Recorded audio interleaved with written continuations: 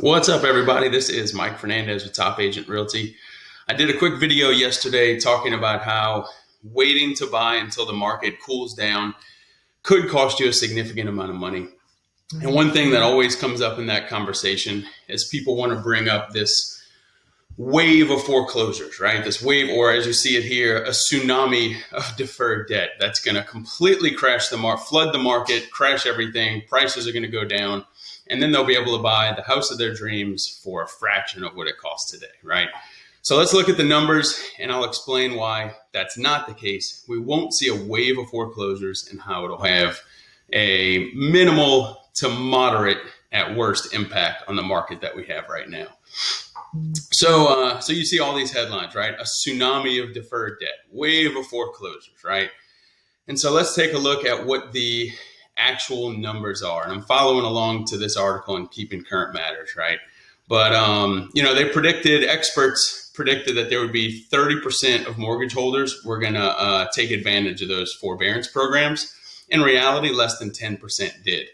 As of last month, that number is down to 3.5% of home borrowers or homeowners who have a loan, right? So 3.5%, which equates to 1.75 million homeowners in forbearance plans currently. And you may say, well, Mike, that's a lot of people, right? And yeah, 1.75 is a lot of people, but here is why we won't see 1.75 million homeowners actually foreclose on their houses. This is the share of mortgages in forbearance with less than 10% equity, right? So 13% here. 13% of people in those forbearance programs have less than 10% equity, which means 87% have 10% equity or more, right? Which generally that's an important figure because it means typically, not always, but typically a person can sell their house, cover all the costs, and at least break even. So we're saying 80% of these people in forbearance could today sell their house, get the money they need, and not have any residual expenses from it, right? So 13% of that 1.7 is roughly 240, we'll call it 242,000 mortgages, which also sounds like a big number, right? But I'm going to tell you why it's not. If you look at the 3 years prior to the COVID pandemic, this is perfectly in line with each of those years' numbers. It's actually below all three of them.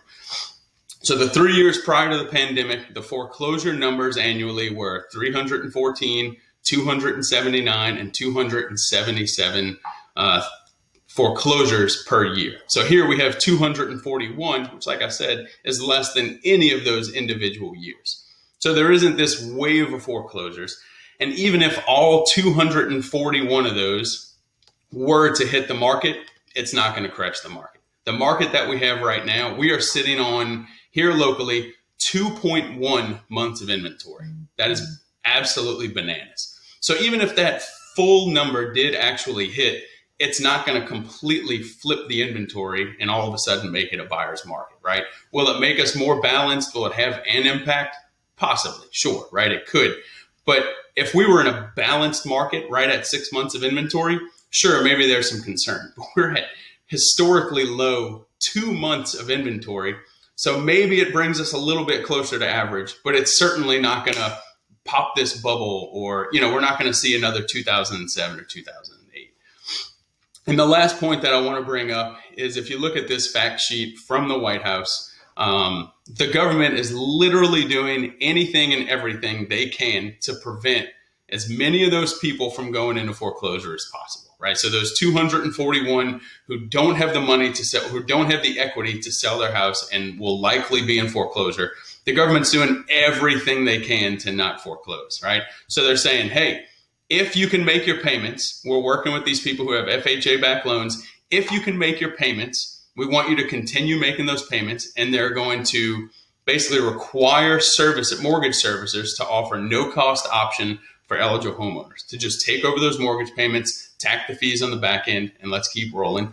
If they cannot resume their monthly mortgage, what they're going to do is enhance serviceability to provide all eligible borrowers with a 25% principal and interest reduction. So they're going to modify these loans, drop the principal and interest price 25%, and hope that the people can make 75% of what they were making before. Is it going to cost them money in the long run? Sure.